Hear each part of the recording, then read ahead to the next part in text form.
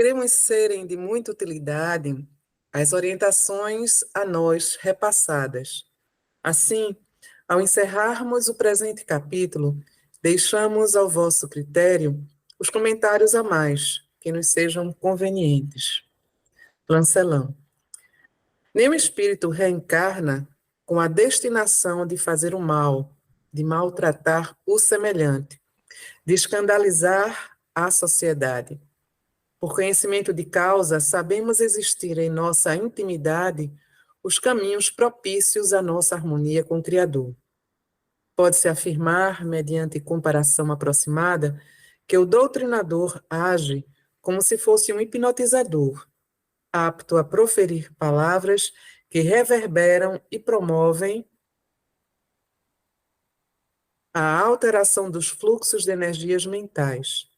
É também um magnetizador, que se utiliza das próprias energias anímicas, mescladas às energias moduladas pelos médiuns e as procedentes dos espíritos bondosos que o assistem no decurso do atendimento mediúnico. Há que se ressaltar, nesses mecanismos transformadores, a presença do amor. Quanto mais amor, mais poder. Realmente, o amor é a força maior de todas as que permeiam o nosso universo. O dirigente que se aprofunda no estudo da doutrina, que procura sempre aperfeiçoar sua compreensão da vida, que busca afinizar-se com o Evangelho de Jesus, certamente consegue ajudar mais, tanto em quantidade quanto em qualidade. Durante a reunião mediúnica, é preciso um roteiro com função estabelecida para todos. Quanto ao doutrinador, este pode ter uma forma esquematizada, um modelo próprio de dialogar com os espíritos. Contudo, muitas vezes, o roteiro em mente não é a melhor escolha. Exemplos: um suicida ou um espírito que desconhece o fato de estar desencarnado. Naturalmente, cada caso exige abordagem compatível com a situação específica. Diante de cada individualidade complexa, é fundamental saber ouvir e entender a circunstância na qual o espírito está envolvido. A referência feita ao estudo e à compreensão da vida serviram para expor aos irmãos certos axiomas de elevada significância, pois, em verdade, quanto mais conhecemos, melhor a condição de compreender e auxiliar o próximo por intermédio da sessão mediúnica. E isso se deve à circunstância de ainda nos vincularmos aos ambientes mentais de níveis semelhantes, não tão elevados assim, e que interpenetram o orbe terreno. Desse modo, o caminho interno de cada espírito enfermo, tido na condição de obsessor, será desvelado pelo diálogo amoroso, alicerçado no ideário evangélico. Antes de entrar no comentário do Vitor propriamente, né, são 2 pontos aqui só que eu vou ressaltar. O primeiro, que eu acho lindo, quando ele diz logo no início, que ninguém vem aqui para ser mal, ninguém vem aqui para prejudicar ninguém, ninguém vem aqui para causar escândalo. São contingências que nós, né, vou incluir todos nós, que a gente está longe da perfeição, que a gente acaba cedendo aos nossos apelos do passado, aos convites, né, como a gente conversou da outra vez, né, que a gente até conversou do obsessor, que na verdade o obsessor é um antigo companheiro, e é isso mesmo. Não são aqueles apelos dos nossos costumes, dos nossos hábitos, né? É o nosso aglomerado, né, digamos assim, que faz com que às vezes a gente acabe procurando um caminho que a gente já conhecia. Às vezes inconscientemente, às vezes conscientemente. Mas ninguém reencarna, não, você é mal, você vai reencarnar mal. Todo mundo vem para buscar alguma coisa melhor, alguma coisa que o engrandeça, que ele vá aprendendo. Às vezes a gente falha, às vezes a gente consegue, às vezes a gente falha menos do que falhou no anterior, e assim vai. E a segunda coisa, rapidamente, é quando ele fala aqui que o doutrinador tem que ter Porque o doutrinador tem que ter um esquema, né? Mas que às vezes isso falha. Na verdade, esse esquema é muito sutil, porque a influência da espiritualidade sobre esse doutrinador, que em teoria coordenaria ali o procedimento da reunião, ela é muito conduzida pela espiritualidade. Ele cita o exemplo do espírito suicida, né? Um espírito que não reconhece-se como desencarnado. Então, isso vai vindo através da própria bondade da equipe espiritual, intuindo o esclarecedor para justamente ele não cometa esse tipo de gafe, que pode acontecer, nós somos humanos, estamos envolvidos em muitos pensamentos que nos remetem a coisas que podem não ser tão elevadas, e eles estão ali, eles cuidam muito, com muito carinho, com muito cuidado disso. E nessa resposta do Lancelin, se você puder só voltar no parágrafo, aí mais um pouquinho, volta só mais um pouquinho, aqui, parou, não, volta nesse, sobe de novo, aí, tá bom. Um ponto que eu queria colocar é o seguinte, é que esse livro ele fala muito sobre os trabalhos mediúnicos como uma metodologia para desobsessão, embora apresente esses conceitos, eles possam ser ampliados para muitos trabalhos, inclusive esses nossos trabalhos de radiação, trabalhos no bem, trabalhos que têm a questão do diálogo. E um trabalho mediúnico, né, ele coloca esse ponto que o Silvio colocou aqui, né, que o dirigente ele se aprofunda no estudo da doutrina, que procura se aperfeiçoar na compreensão da vida. Ele consegue ter uma noção, mas ele tem que ter isso que, né, que o Silvio colocou, que é esse jogo de cintura.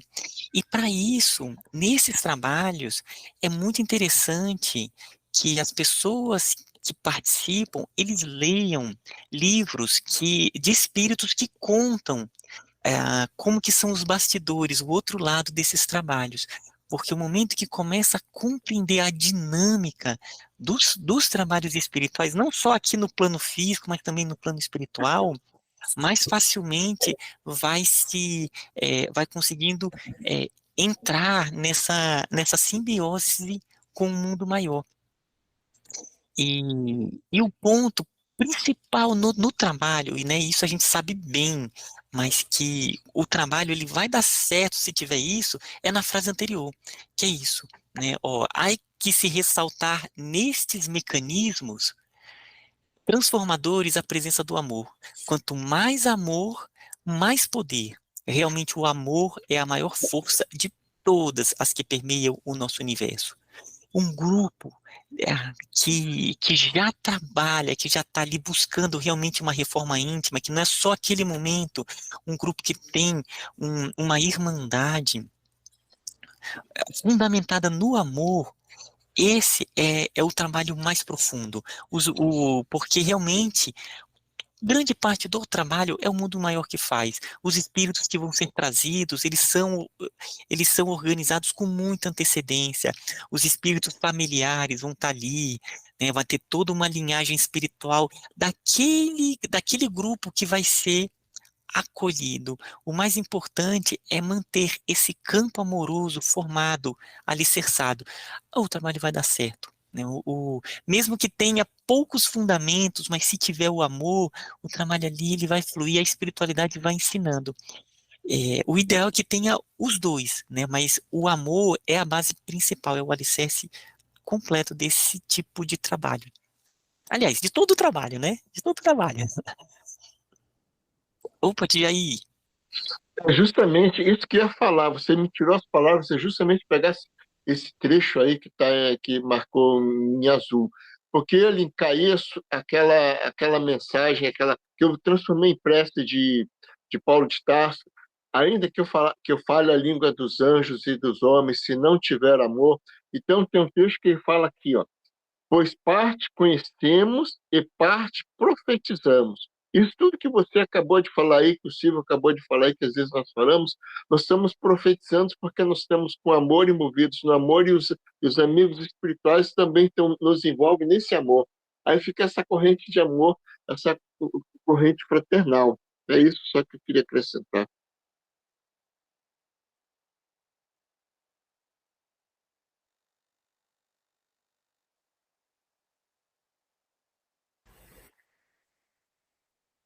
Comentário. Um instrutor recorda o comportamento de Jesus na velha Palestina, quando multidões o procuravam na ânsia de obter alívio ou cura para os seus males físicos ou psíquicos. O seu exemplo edificante, no qual preponderava a simplicidade de atitudes e a compaixão fraternal, serve de roteiro a ser cumprido pelos espíritas conscientes da necessidade de praticar o bem indistinto e de socorrer a gente sofrida do caminho, de maneira que não percam a fé nem a esperança na misericórdia de Deus. Jesus se desempenhava ao lado dos aflitos de forma espontânea e benevolente, com o devido cuidado para não humilhar nem constranger a criatura sofrida. Por isso, ele serve de modelo aos médiuns e aos esclarecedores, pois estes, na qualidade de instrumentos propiciadores do bem maior, servem-se da palavra e das energias mentomagnéticas para levar consolo e esperança aos enfermos e aos espíritos perturbados, ainda atados às algemas da ignorância. Me chama a atenção aqui, porque até o ato de ajudar pode ter um resquício assim de arrogância. Eu sou maior, você é menor, eu ajudo. E aí Jesus vem, né, com esse movimento, né? Tão bonito aí que foi falado. E isso, às vezes, faz com que a gente tome grandes lambadas na nossa vida, né? Porque se a gente se sente superior, né, porque tem uma condição educacional, financeira, seja lá o que for, diferente, você pode se achar, né, superior em algum momento e achar que aquele irmão teu que está ali, que é um morador de rua, que está mal cheiroso, que não está aciado, ele é inferior a você e esquece de ver todo o universo de causas e consequências que envolvem a vida de cada um. Será que ele está ali naquela condição, digamos assim, menor do ponto de vista da humanidade, porque ele é inferior ou porque ele é muito mais superior a qualquer um de nós, que ele já pode passar por aquilo compreendendo sem se revoltar, sem voltar a cair, e a gente que se acha muito superior é tão fraco que a gente tem que ainda viver no bem bom, porque se a coisa piorar um pouquinho, a gente se desespera, chama por Deus, chama por tudo quanto é santo, se revolta. Então, isso é uma coisa que eu sempre fico pensando. A minha vida é mais fácil porque eu já atingi algum grau de evolução, ou simplesmente eu estou tão lá atrás ainda que eu não posso ter nenhum tropecinho no caminho, senão eu me perco.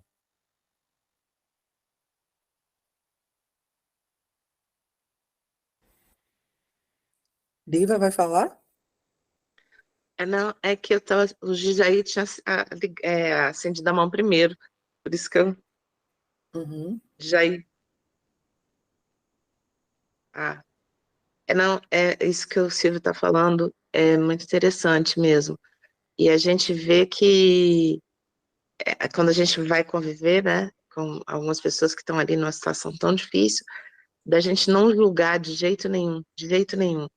E esses dias eu estava até comentando com a Fernanda, que a primeira vez que eu ouvi alguma coisa sobre não julgar foi há muitos anos, porque geralmente os moradores de rua, pelo menos aqui os que a gente conhece, eles sim, são pessoas que estão envolvidas com droga, com álcool, né? Até porque eu vejo assim, até que às vezes é tão duro que precisa, né, de algum tipo de coisa até para ficar ali. né? Não sei. Aí eu tive um sobrinho que há mais de uns 30 anos atrás, ele faleceu em razão de droga, foi assassinado por causa de envolvimento com droga. Novinho, 18 anos. E foi muito sofrido e tudo. E no enterro dele, o padre foi de uma sensibilidade muito interessante, que estava lá falando, ele falou assim, foi a primeira vez que eu ouvi isso, ele virava e falava assim, que a gente, eu não sei dizer exatamente as palavras dele, mas que a gente entendesse que quem usava aquela droga, quem se utilizava dessas coisas, estava em busca da felicidade, que a gente não tinha, porque na época, e ainda tem gente que critica, né, as pessoas que usam droga, como se, ou álcool, como se fossem uma coisa, né, pessoas assim, folgadas, alguma coisa assim, né, e geralmente são pessoas que estão em busca realmente da felicidade, né, de uma maneira ou do outra, estão em busca de se encontrarem, em busca de alguma coisa, né, para se melhorar, e a gente não julgar. E esses dias aí, você falando morador de rua, tem um rapaz que cuida do carro onde eu faço exercício, e ele estava mexendo, tinha um morador de rua mexendo no lixo, e o cuidador do carro virou e falou assim, eu queria ganhar dinheiro para ajudar eles e tudo. A gente conversando, e eu falei assim, mas às vezes eles nem querem ter casa, ele queria dar casa. Às vezes é o momento deles, e tudo, a gente ficou conversando, tudo bem. Passou, a gente falou em Deus, falou em amor e tudo, né? E aí eu fui pro exercício. Quando eu saí, aí tudo bem, passou uns dias, ele desapareceu, esse senhor que cuida, esse moço que cuida, né? Desapareceu, ficou alguns dias lá, desapareceu, preocupada, né? Perguntava para todo mundo onde é que ele estava, e todo mundo, não, parece que ele foi ver um negócio de casa, não sei o quê e tal, tá tudo bem. Passou um tempo, ele apareceu, eu brinquei com ele, falei, desapareceu, estava preocupada e tudo, tá tudo bem? Ele, não, tá tudo bem e tal. Aí ele olhou assim para os lados e falou assim, para a senhora eu vou falar a verdade. Bebi demais, tava bebendo. Aí eu, tá bom. Aí ri, né, e tudo. Mas assim, eu achei engraçado, é porque a gente não tem que julgar as pessoas. E às vezes ele se sentiu bem de ter ali falado comigo, sem, sabe? E eu não estava julgando realmente. E a gente está aberto a todas essas possibilidades de ver os seres humanos buscando a felicidade. Ninguém vem aqui para a Terra para fazer o mal realmente, ninguém vem aqui para. A gente quer ser feliz, todo mundo, né?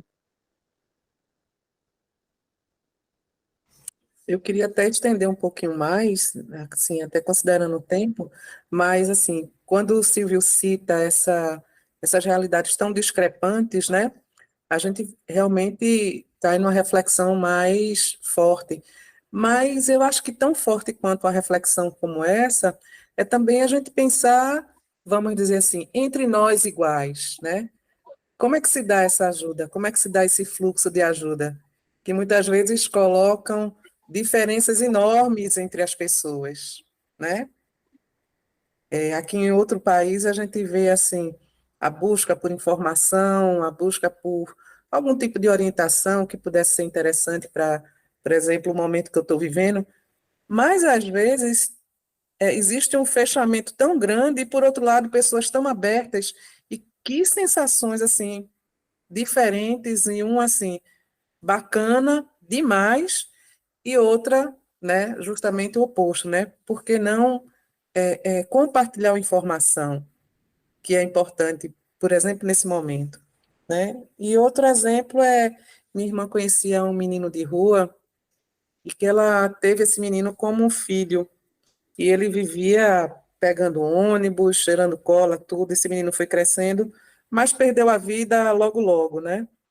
E aí também essa coisa da busca pela liberdade, e ainda muito criança, esse menino, ele não queria sair das ruas, não queria, porque era uma sensação que ele tinha de liberdade muito grande. Eu acho que esse é um dos grandes desafios de, no caso, organizações, né, que cuidam disso, até o poder público, tirar essas pessoas e, dentro de uma responsabilidade maior, acolhê-las para que elas possam redirecionar suas vidas, né? Então, me veio isso ao pensamento para compartilhar. Vai, Jair. O Djaí quer falar também. Depois a gente conversa, depois está na hora, depois no final. Pode ir, Djaí, eu tenho certeza que a espiritualidade quer te ouvir. Não, o que acontece é que aquilo que você falou, Silvio, acontece comigo. Toda vez, não é toda vez força de expressão. Às vezes, quando estou à noite agradecendo todos os bens que eu tenho, eu fico me questionando bem no meu interior, bem dentro do meu subconsciente. Djaí, se você não tivesse isso, será que você estaria rezando? Será que se você não tivesse isso, você não estaria se revoltando contra Deus? Isso que o Silvio acabou de falar aí. Você se revoltaria, você seria assim? Como é que você seria? Você só teria ódio no seu coração e assim sucessivamente. É isso só. Viu como foi importante?